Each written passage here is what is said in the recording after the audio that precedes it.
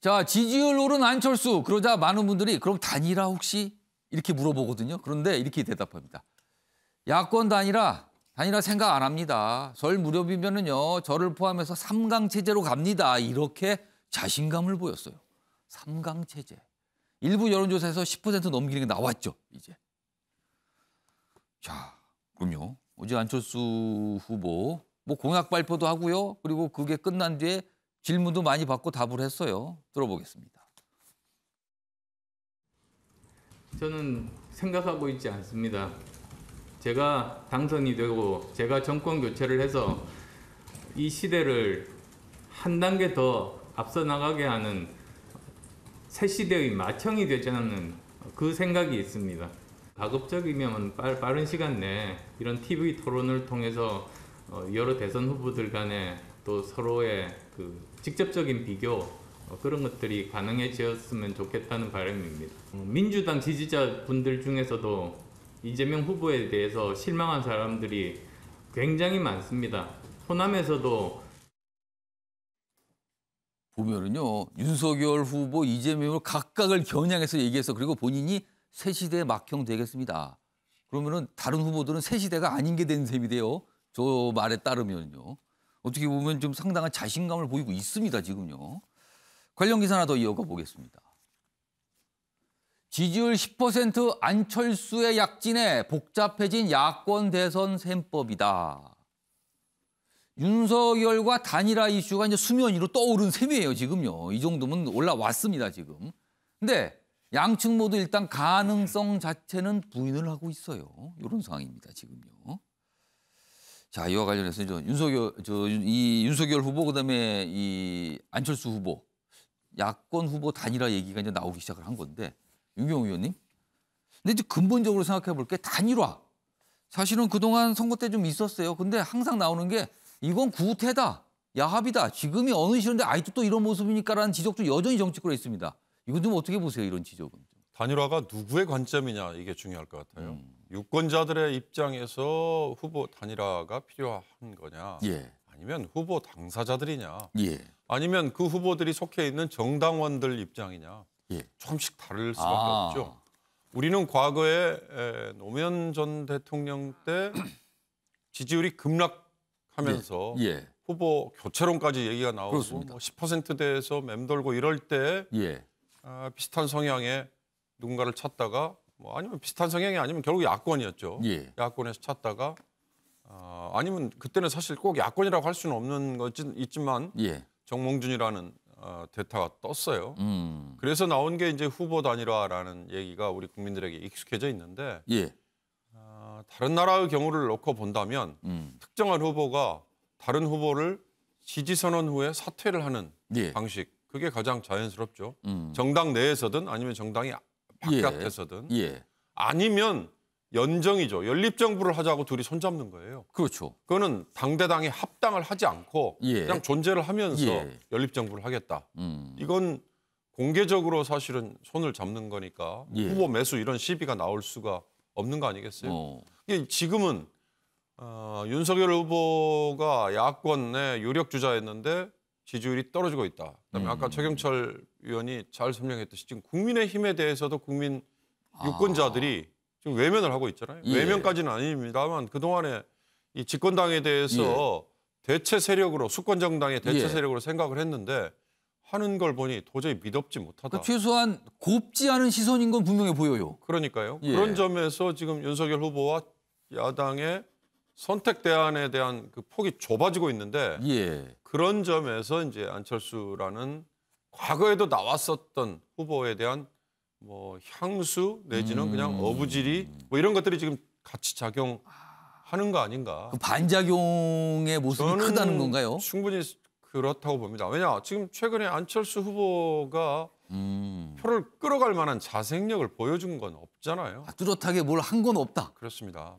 그러니까 윤석열이라는 짧은 기간 내에 이미지를 가지고 쌓아져 온 야권의 유력 후보가 그 이미지가 지금 최근에 한순간에 다 무너져 버렸지 않습니까? 공정, 상식 이런 거 이제 말 못하잖아요.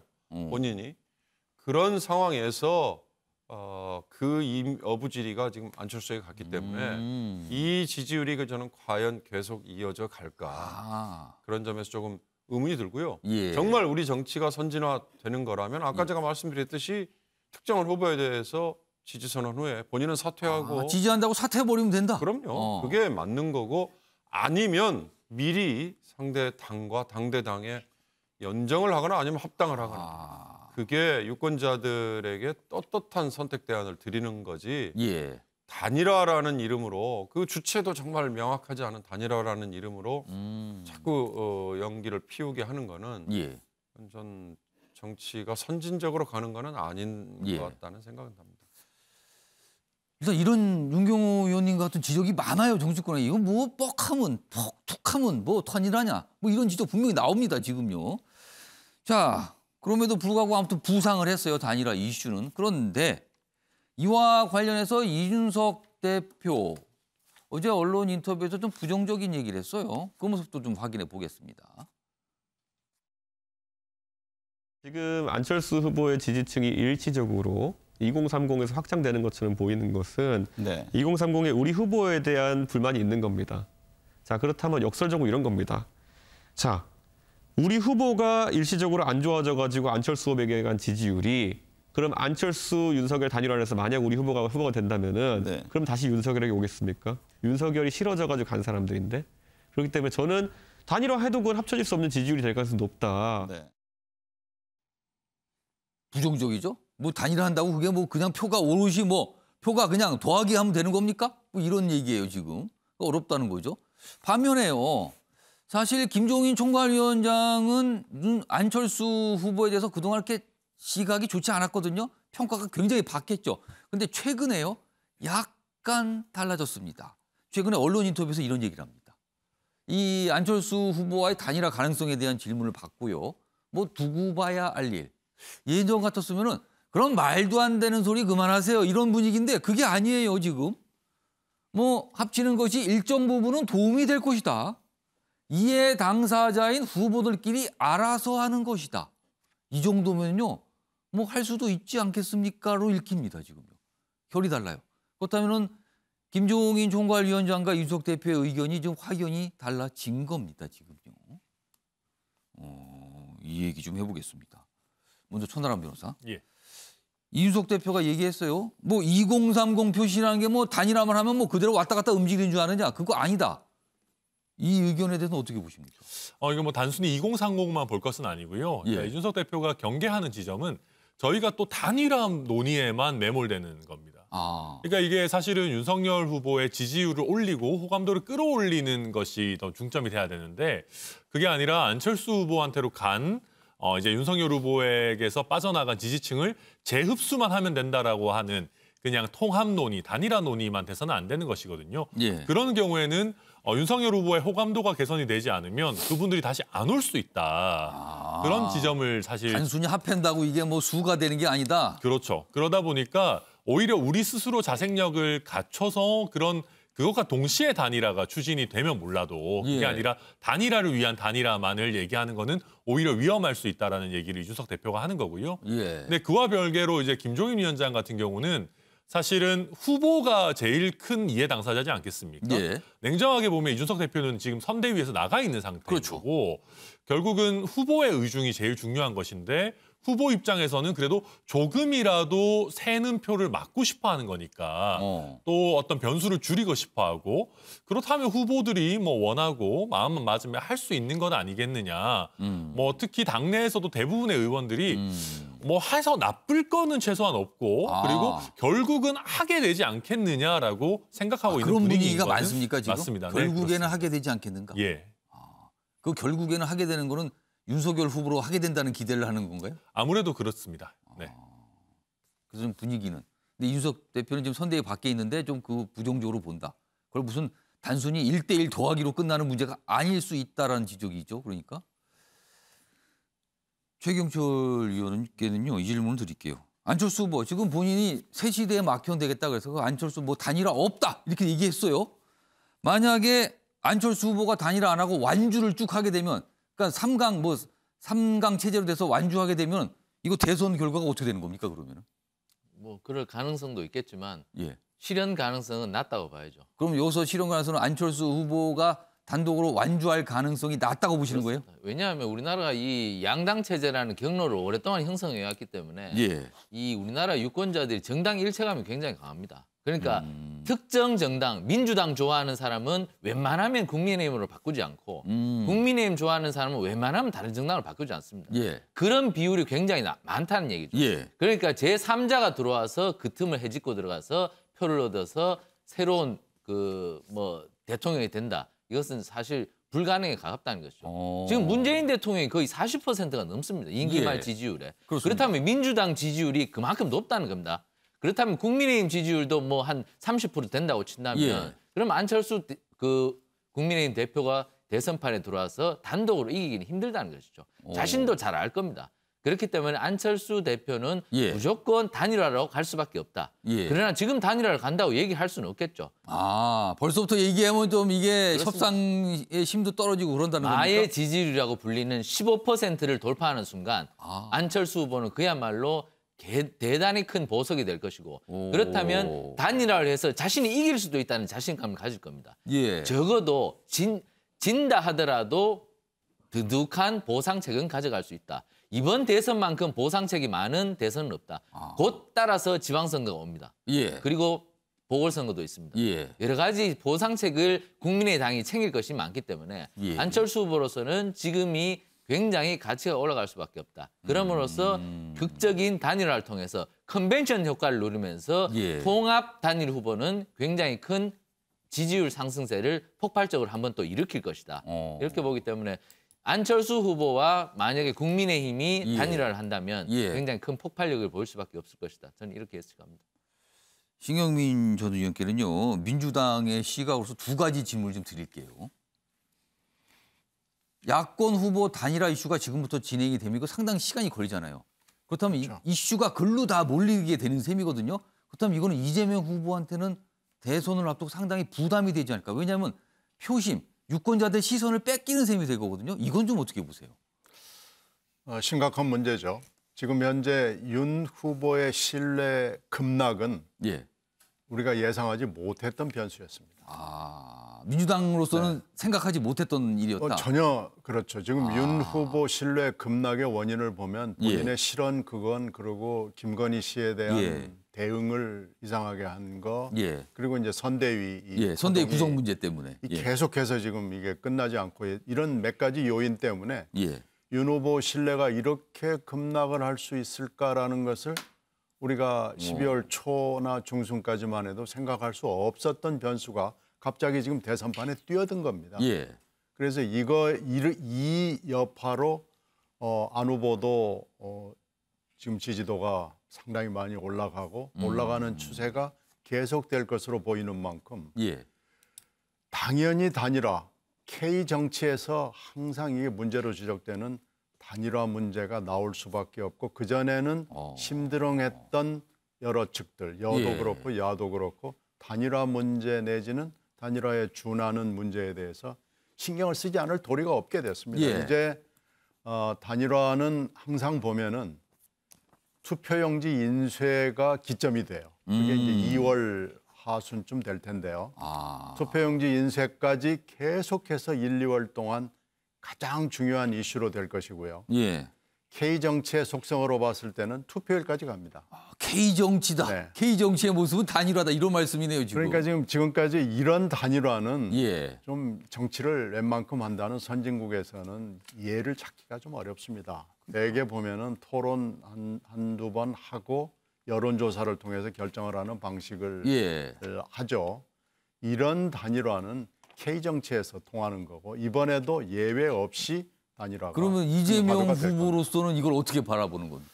그게 이제 착잡하죠. 그래서 이제 송영길 대표가 최근에 여러 가지 발언을 통해서 한 건데 지금 여당과 안 후보와 단일화를 하는 것보다는 DJP 연합을 본딴 LA 연합 정도가 가능한 방식일 것으로 보여요. LA 연합이 뭡니까?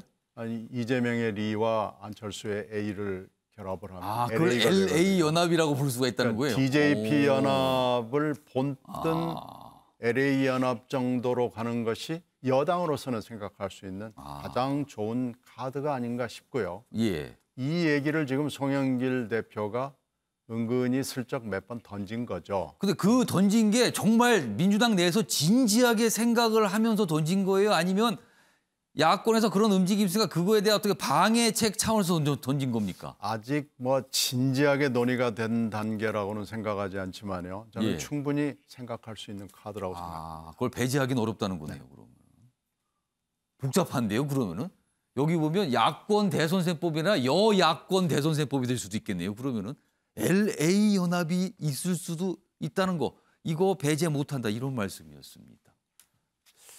안철수 후보 요새 전화가 많이 오겠네요. 여기저기 만나자는 사람이 엄청 많을 것 같습니다. 요즘에 갑자기요. 자, 다음은 이재명 후보의 얘기 좀 해보죠. 상대적으로 별다른 큰 이슈는 없어요. 그래서 공약 발표 위주로 행보를 하고 있거든요. 이재명 후보는요. 그래서 이런 기사가 좀 있네요. 보시죠. 다음입니다. 상승세 이재명. 그러나 안심은 이르다. 정책 리더십으로 승부수. 그러니까 자만하지 말고 정책 공약 촘촘하게 발표하는 겁니다. 이런 쪽이라는 겁니다. 아래로 가죠. 지지율 상승해도 이거 반사 이익일 수 있다. 윤석열 지지층 재결집할 수 있다. 이거 이렇게 잘 봐야 된다 이런 거죠. 그러면서 공약을 많이 내놔요. 뭐 월세 공제 최대 5년 소급 적용 등등등 공약. 선대위는 겸손 자세로가 된다. 말 실수 여기서 하면 큰일 난다. 뭐 이런 모습들입니다. 그럼요. 이재명 후보의 이야기 어제 모습입니다. 들어보시죠. 저희가 뭐 잘해서 이렇게 뭐 지지율이 크게 올라간 게 아니라 우리 국민들께서 좀 듣기 불편한 퇴행적인 뭐 이런 말씀들을 많이 하시다 보니까 그분이 많이 떨어진 거지 뭐 저희가 많이 올라갔다고 보기가 매우 어렵습니다. 그래서 겸허한 자세로 저희가 우리 국민들의 더 나은 삶과 또 대한민국의 발전을 위해서 어떤 방향으로 가겠다. 어제가 아니고 그제였습니다. 바로 잡겠습니다. 기사 하나 더 있습니다. 골든크로스에도 방심 경계 이재명, 윤안 단일화 초대형 변수의 촉각. 앞서 저희가 이 얘기 해봤죠. 이게 완전히 이슈로 가게 된다면 이게 상대적으로 이재명 후보가 주목을 못 받는다. 그리고 골든크로스인데 이재명 후보나 민주당 쪽에서는 골든크로스 아니다. 그런 말 쓰지 마세요. 데드크로스입니다. 윤석열 후보가 빠진 겁니다. 이렇게 또 강조하죠. 지금요. 신경민 전 의원님. 뭐 이른바 부자 몸조심 분위기입니까? 그런 건 아닙니다. 아닙니까? 네, 선거라는 건요. 예. 끝까지 안심할 수 없고요. 투표장에 들어가서도 마음이 바뀔 수 있는 거기 때문에 절대로 안심할 수 없고 더 중요한 문제는 오만방자를 경계해야 됩니다. 이른바 정치권에서 뭐 머리 들면 큰일 난다 이런 얘기 그렇죠, 흔히 하죠. 머리 들면 안 되는 게 뭐 골프하고 정치라고 이제 얘기를 하죠. 그래서 절대로 오만방자하면 안 되고 겸손을 끝까지 유지해야 되고 모든 가능성에 대해서 항상 예의주시하고 대처해야 합니다. 그런 점에서 뭐 기본 자세가 이렇고요. 또 하나는 윤 후보의 신뢰 하락이 제가 아까 뭐 새로운 변수, 갑자기 튀어나온 변수라고 얘기를 했는데 지금 여러 가지 복합적인 요인 때문에 윤 후보의 신뢰가 급락을 하고 있는데 이 급락을 이 정도로 뭐 8%포인트, 9%포인트 이렇게 하면은 반 이상은 와야 되거든요. 넘어와야 되는데 그 넘어오는 속도가 기대보다는 좀 느리고 낮습니다. 지지율이 좀 더 떨어질 수도 있지 않은데 그 정도는 아니라는 거네요. 이거? 그러니까 지금 더 떨어져야 되고 우리는 더 올라야 되는데 지금 그 상황이 아니기 때문에 절대로 안심할 수 없고요. 끝까지 조심해야 되고 겸손해야 되고 이 자세를 유지해야 합니다. 윤교 의원님께서 보시기에는 이재명 후보와 관련된 남은 변수는 뭐가 있을까요? 차분하게, 그러니까 쉽게 말하면 지금 나라 경영을 맡길만 하냐 아니냐.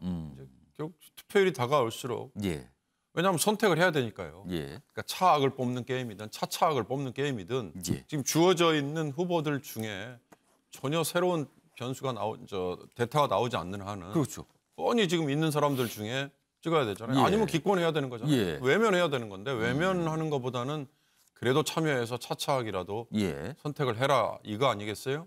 바로 그런 점에서 저는 최근에 이재명 후보는 악재가 나오면 그냥 곧바로 사과하고 그리고 거기에 대응하는 뭔가 태도에서 윤석열 후보하고 다른 모습을 보여주는 게 좀 먹힌 것 같다. 또 하나는 텔레비전 나와가지고 하는 그 짧은 얘기들, 그다음에 제한된 시간 내에서 예상된 질문 그거에 그냥 짧은 답변 하는 걸로 본인의 생각을 보여주는 거 말고요.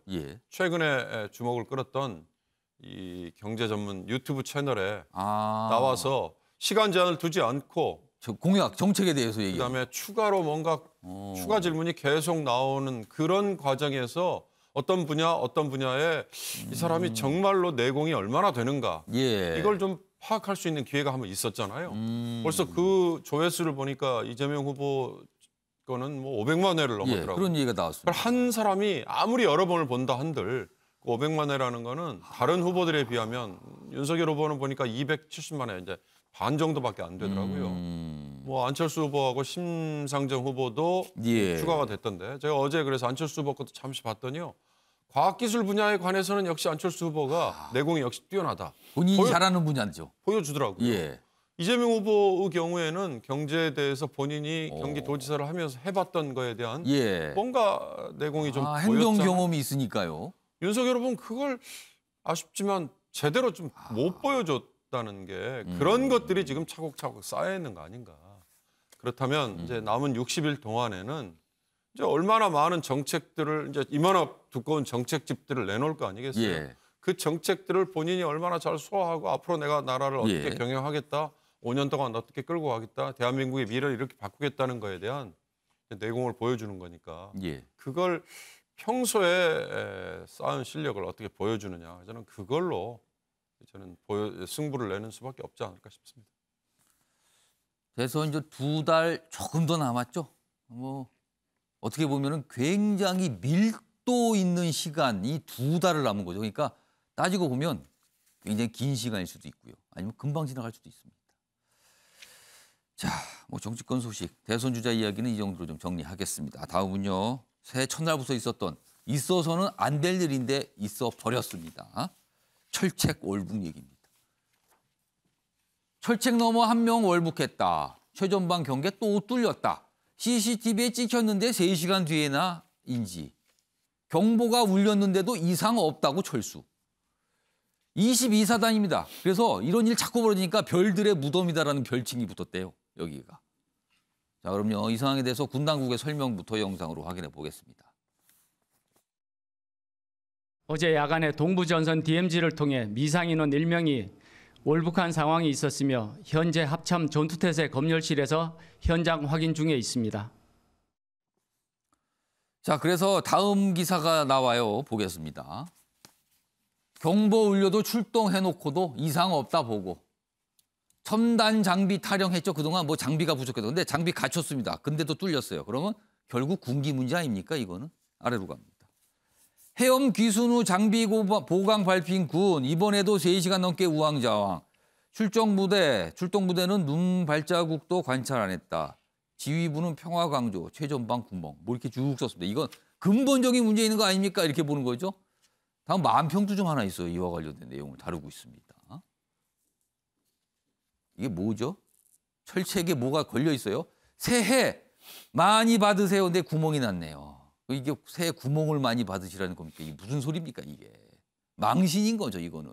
있어서는 안 되네. 그리고 동부전선 이상 없다가 아니라 있다로 써 있습니다. 이렇게 돼 있습니다. 최영철 위원, 왜 이러는 거죠? 뭐 우리 국민들이 바라는 것이 있을 겁니다. 현금을 막 나눠주는 좋은 국가가 아니라 그래도 우리가 안전하게 살 수 있는 나라에서 편안하게 살 수 있는 적절한 국가를 원할 겁니다.